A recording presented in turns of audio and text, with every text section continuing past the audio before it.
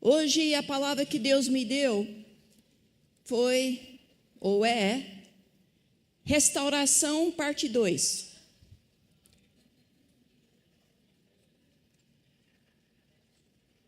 Aí, eu vou te falar, Deus tem algo tão impactante para ministrar a sua vida hoje. Hoje à noite, nesta casa, haverá uma liberação dos nossos pés para andar em tudo que Deus tem para nós. Nesse ano de 2025. Aleluia. Aleluia. Vamos lá, restauração parte 2. Parte 1 foi ontem com o pastor Júnior. Se você não estava aqui, volta no YouTube e assiste. Deus está falando conosco. Abre comigo no livro de Mateus, capítulo 11, começando com versículo 2. Mateus, pode ser na NVI, Eric, os meus versículos aqui. Mateus 11, começando com versículo 2. João, ao ouvir na prisão, fala comigo, prisão. O que Cristo estava fazendo, enviou os seus discípulos para lhe perguntarem: és tu aquele que haveria de vir ou devemos esperar outro? Jesus respondeu: voltem e anunciem a João o que vocês ouvem e veem. Os cegos veem, os aleijados andam, os leprosos são purificados, os surdos ouvem, os mortos são ressuscitados e o evangelho está sendo pregado aos pobres. Versículo 6. E aí Jesus completa essa poderosa declaração, afirmação,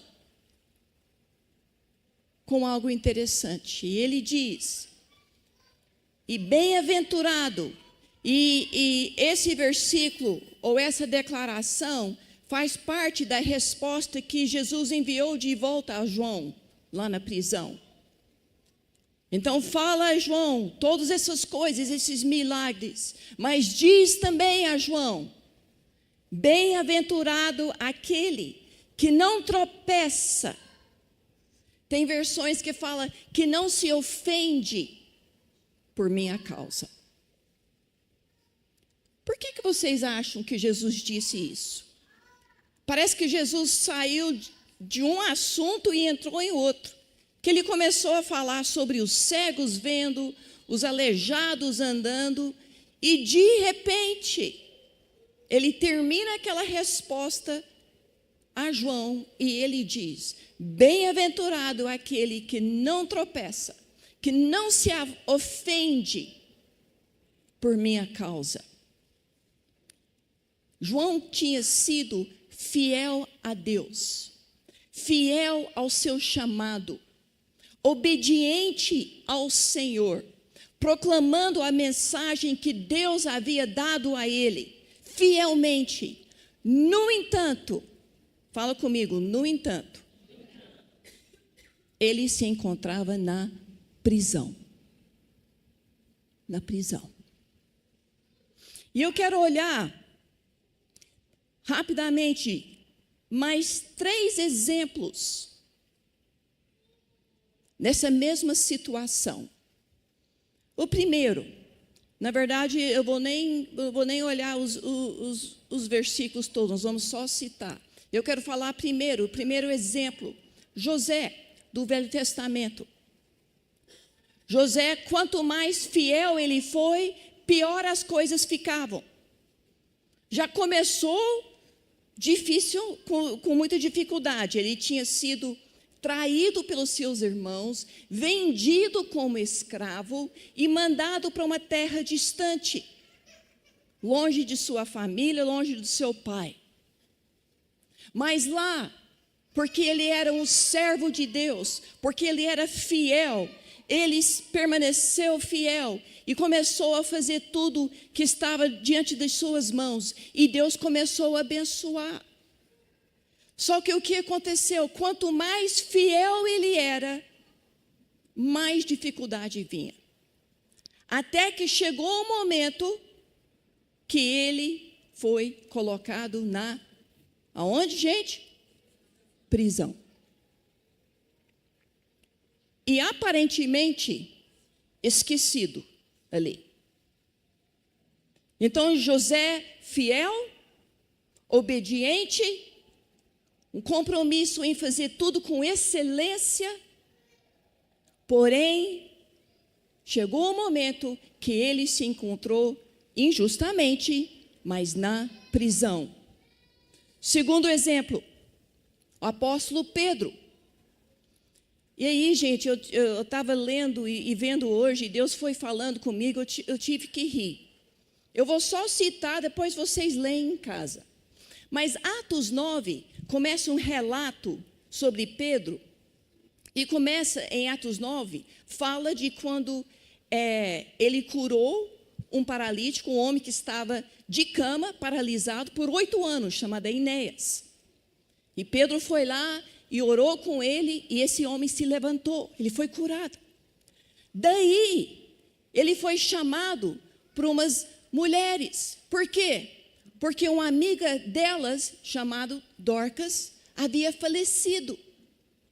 E eles queriam que Pedro fosse lá para ministrar a vida àquela mulher que havia falecido. E Pedro foi. E o que aconteceu? O milagre aconteceu. O Senhor ressuscitou Dorcas, restaurou a vida a ela.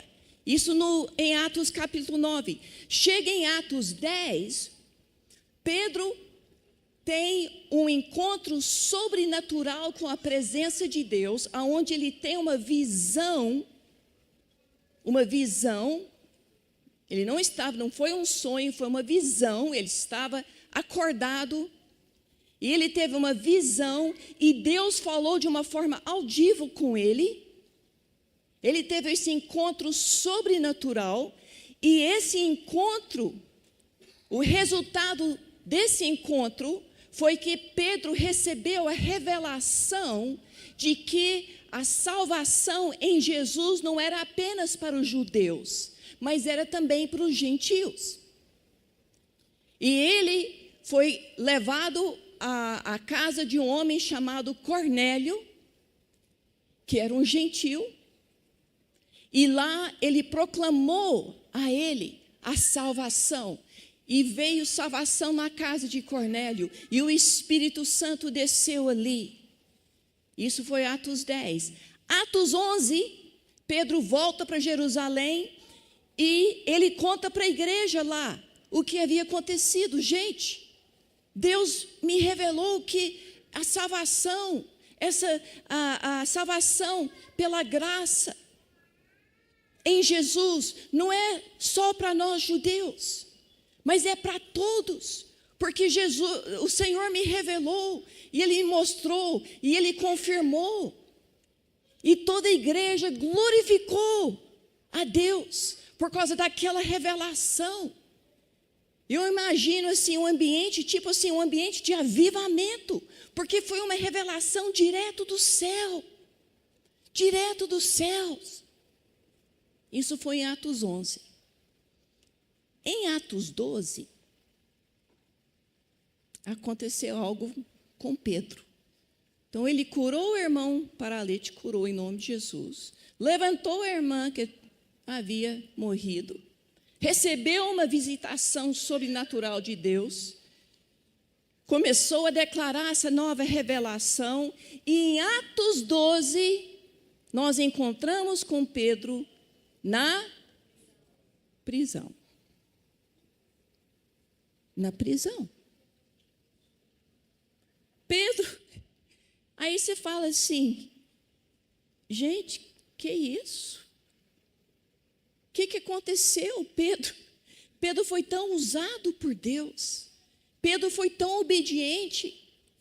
Aquele encontro sobrenatural que ele teve, onde ele teve a revelação, ele até ficou meio assim, porque ele falou assim, Deus, como que é isso? E ele foi obediente à visão, à revelação. E ele seguiu com fé, com ousadia. declarando aquilo que Deus havia feito. No entanto, fala comigo, no entanto, nós abrimos em Atos 12, nós apenas viramos a página, digamos assim, de Atos 9, 10, 11 e 12, e Pedro está agora, não mais no púlpito, não mais orando e levantando, ressuscitando os mortos, mas ele está na prisão. E aí? E aí? Terceiro exemplo, Paulo e Silas estavam em uma viagem missionária ordenado por Deus. E o Senhor trouxe essa passagem a mim, e eu fui e comecei a ler Atos 16 desde o início, porque o relato que eu vou te falar é mais no final do capítulo. E eu tive que rir de novo. Porque Atos 16 começa assim, Paulo e Silas sendo enviados, né? Foram enviados para fazer essa viagem missionária, para sair, gente, fazendo o bem, para sair pregando as boas novas, para sair orando pelos enfermos, para sair orando para que as pessoas recebessem o dom e o batismo com o Espírito Santo. E no início de Atos 16, fala especificamente de 2 vezes nessa jornada missionária, onde Paulo e Silas queriam ir para um lado e o Espírito Santo falou, não, não é para ir aqui. Então eles continuaram. Chegar lá na frente e falar, então nós vamos ali. Novamente o Espírito Santo falou assim, não, não é para ir aí. Então eles continuaram. E um dia Paulo teve uma visão, e nessa visão eles receberam uma direção para onde eles deveriam ir. Quando Paulo relatou a visão, todo mundo falou assim, glória a Deus. O Senhor falou não para lá, não aqui, então essa é a direção, essa é a porta que Deus abriu para nós, glória a Deus. E Deus os conduziu. Chegando naquele lugar, eles foram usados por Deus para trazer libertação a uma moça endemoniada. E como consequência de terem sido direcionados por Deus, como consequência de entrar pela porta que Deus havia aberto, como consequência de apenas fazer o bem, eles acabam Vocês não estão nem acreditando mais, né, gente? Acabaram na prisão. Na prisão. Então nós temos João Batista, nós temos José, nós temos Pedro, nós temos Paulo. Todas com essas experiências, vida com Deus, obediência, fidelidade, caminhando, fazendo as melhores escolhas possíveis. No entanto, acabando na prisão. O que significa para nós hoje a prisão? Porque hoje essa prisão para nós não precisa ser necessariamente prisão física mesmo, como os irmãos experimentaram. Mas prisão representa aquele lugar onde as coisas não aconteceram como você esperava. Prisão representa aquele lugar que você se encontra quando aquilo que você orou e creu não aconteceu da forma que você estava orando e crendo. A prisão representa aquele lugar onde as portas estavam abertas, você estava caminhando e de repente você está com as portas fechadas, limitado. Prisão representa o lugar do fim, lugar de limitação. E ouça, igreja, lugar de vergonha, lugar de se sentir desqualificado.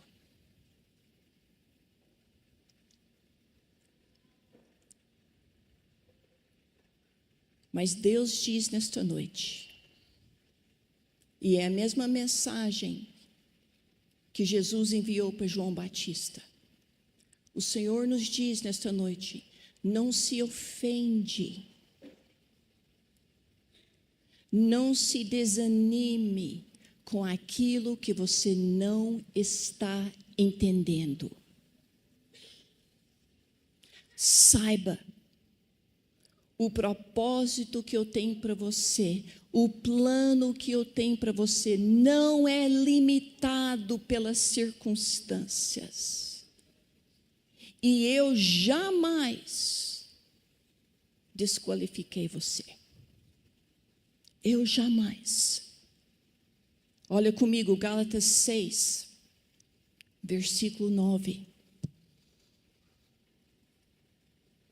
Não nos cansemos de fazer o bem, pois no tempo próprio, ou no tempo certo, ou seja, no tempo do Senhor, colheremos, se não, o quê? Desistirmos. Então, o que pode atrapalhar o tempo de colher nas nossas vidas não é o tempo, não são as circunstâncias, não são as limitações que nós vemos, que nós enxergamos, que nós estamos experimentando. Não está limitado por aquilo que nós entendemos ou deixamos de entender. Apenas uma coisa pode nos impedir de colher. É se o quê? Desistirmos.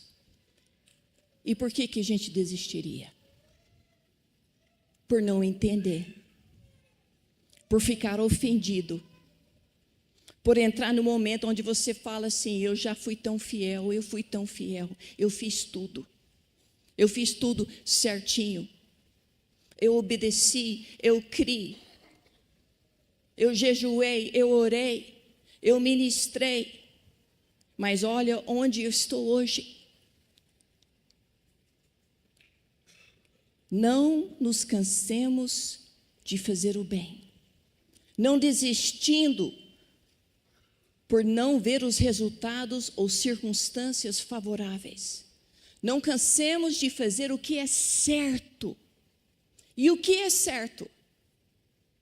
O que é certo? A resposta daquilo que é certo está no versículo anterior, versículo 8.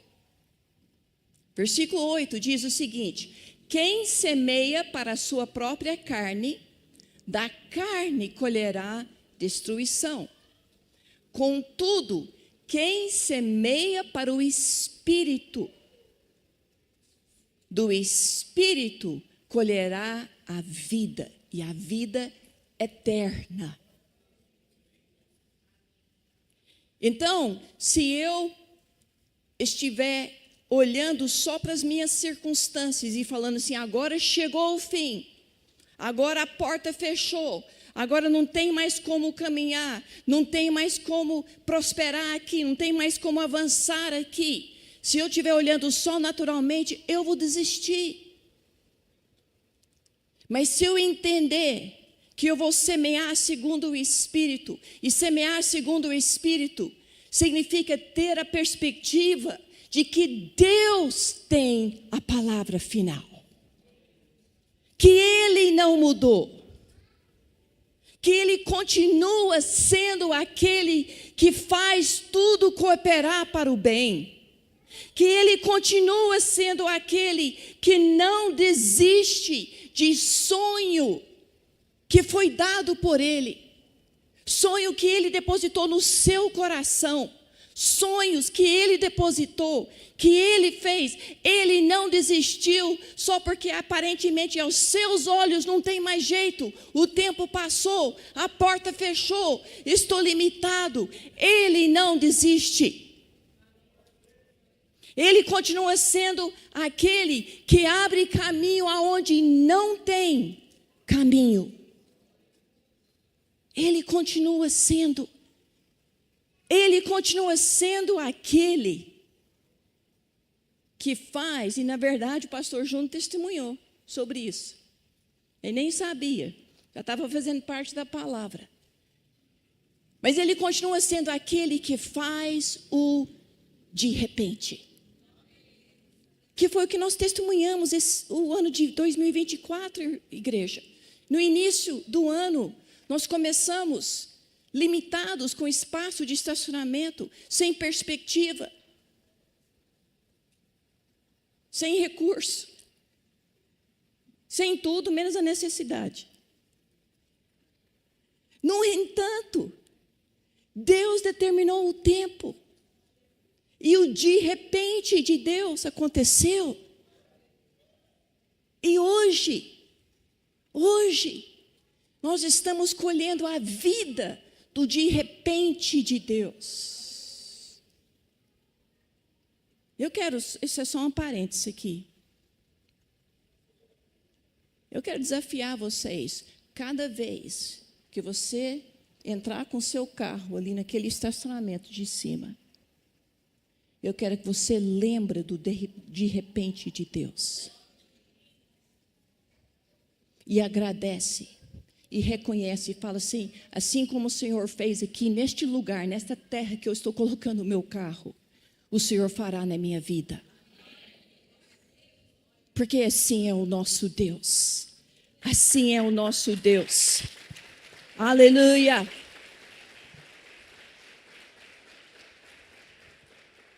Aleluia. Eu quero falar, já estou terminando. Eu quero contar rapidamente um outro testemunho da nossa família. O nosso filho Daniel do meio, que mora na Califórnia. Alguns anos atrás, eles mudaram de cidade e ele foi procurar um emprego. E Deus abriu um emprego para ele maravilhoso.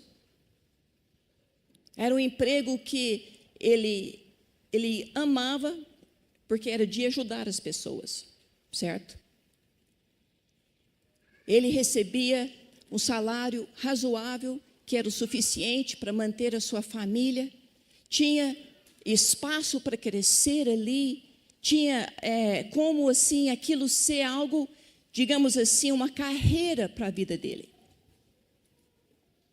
E passaram-se uns 2 ou 3 anos, e de repente, aquele emprego que era tão bom, a firma passou a agir de forma diferente do que tinha falado. E as coisas começaram, digamos assim, a desandar. Começaram a não cumprir com as coisas que era o combinado. E de repente, aquela porta, que era a porta de Deus, passou a ser um lugar de prisão. Até que Deus o tirou de lá. Só que Deus o tirou de lá e o emprego que ele achava não tinha nada a ver com aquele serviço. Era outro ramo inteiramente diferente. E nós ficamos assim, gratos pela porta nova que Deus havia aberto, mas coçando a cabeça. Porque parecia que era aquele emprego perfeito, era uma carreira, era uma direção que ele poderia seguir profissionalmente. E o próximo emprego não tinha nada a ver, e parecia para nós que todo aquele tempo que ele havia investido, que ele trabalhou muito ali, ele trabalhou duro ali. Ele trabalhou, entre outros, assim, tempo, no tempo da Covid. E o que acontecia? A sessão dele tinha 3, 4 pessoas. Por semanas e semanas ele carregava tudo sozinho. Que as pessoas estavam com Covid, as pessoas saíram, a empresa não queria contratar. Ele trabalhou muito, muito ali. Ele se deu muito. E de repente parecia que foi por nada. Que foi tudo assim, um desperdício.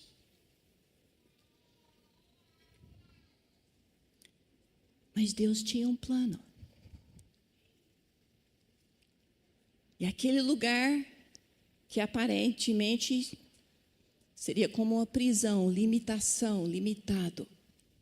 Deus estava trabalhando. Ele começou num emprego novo que não tinha nada a ver. E um dia ele recebeu uma ligação de um amigo. Esse amigo começou a falar para ele sobre uma ideia de empresa que ele tinha. E era justamente naquela área que Daniel havia trabalhado antes, aquele primeiro emprego que não deu certo. E ele perguntou para o Daniel, você tem experiência? E o Daniel sabia tudo. Falou, não, é isso, assim, assado, tal. Aí, um amigo falou para ele, você teria interesse em vir trabalhar comigo e começar a me ajudar a começar essa firma? E Daniel falou, sim. Aí ele falou assim, então, assim que tudo encaixar, que eu começar, que eu dê início, que concretizar, oficializar, eu te chamo. Aí, irmãos, foi que nem José. Quantos lembram a história de José? Quando o homem teve o sonho, ele revelou o sonho, aí ele falou para o homem, quando você sai daqui, lembra de mim, conta para Faraó, conta para alguém que eu estou aqui, eu estou injustiçado. Quantos lembram o que aconteceu? O homem esqueceu dele. Ele ficou mais 2 anos na prisão, vocês lembram disso? E assim foi com Daniel. Foi aquela assim, nossa! E espera. Eu acho que foi 2 anos, 2 anos e meio. Daniel já tinha até desistido. Falei assim, isso aí não vai dar. Eu vou continuar onde eu estou, firme e forte. Deus está me abençoando, porque não vai dar. De repente, 2 anos e meio depois, ele recebe uma outra ligação. E o rapaz falou, Daniel, está tudo pronto. Você pode vir? Você pode entrar? Porque nós já temos um contrato com o governo para prestar serviços de assistência social. Nós já temos o contrato com o governo, estamos correndo atrás, mas nós precisamos já desenvolver e levantar, e você pode vir. Ele entrou ali, já num cargo de gerente, de administrador, de uma certa área, e Deus pegou tudo aquilo que ele havia aprendido lá atrás, onde aparentemente não tinha dado em nada. Deus pegou tudo e resgatou, e restaurou, e colocou Daniel no lugar que Deus tinha para ele. Esse é o tempo de colher. Esse é o tempo de colher que Deus está dizendo a nós nesse ano de 2025. Que Ele está pronto para agir. Ele está pronto para agir. Aleluia. Vamos ficar em pé. Eu quero chamar a equipe que vai estar ungindo.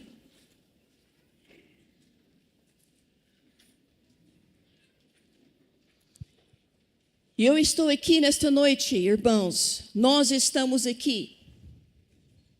Segundo Isaías 61, começando com o versículo 2, nós estamos aqui para proclamar o ano do favor do Senhor e o dia da vingança do nosso Deus, para consolar todos os que andam tristes e dar a todos os que choram em Sião uma bela coroa em vez de cinzas, óleo de alegria em vez de pranto, manto de louvor em vez de espírito deprimido.